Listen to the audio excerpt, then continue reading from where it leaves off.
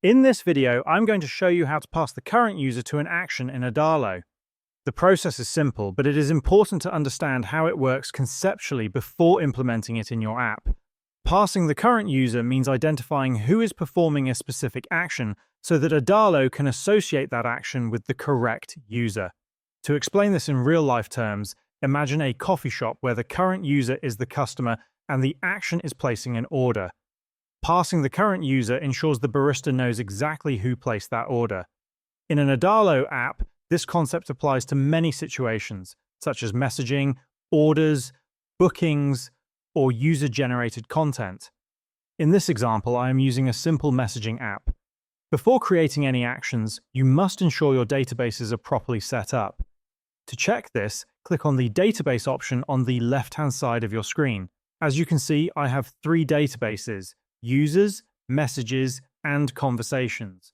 The Messages database includes properties such as the message text, sender, receiver, and the conversation it belongs to. The Conversations database keeps track of messages exchanged between users, and the Users database contains relationships that allow us to identify who sent and received each message. If you are not familiar with database relationships, you can watch our separate video on how to create relationships in Adalo.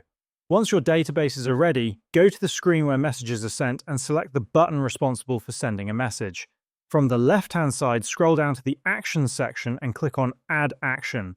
Hover over Create and select Message, which tells Adalo to create a new message record.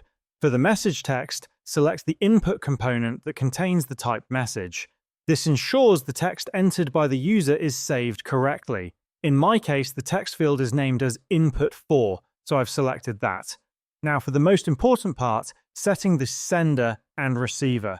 For the sender, choose Logged In User. For the receiver, select Current User, which represents the other person in the conversation. Since this chat only includes 2 people, Adalo can clearly identify both participants. For the conversation field, select the current conversation so the message is linked properly. After completing these settings, click Done to save the changes. Then go to the app preview page and refresh it to test it out. Now, enter a conversation, type a message, and send it. To confirm everything worked correctly, go back to the Messages database.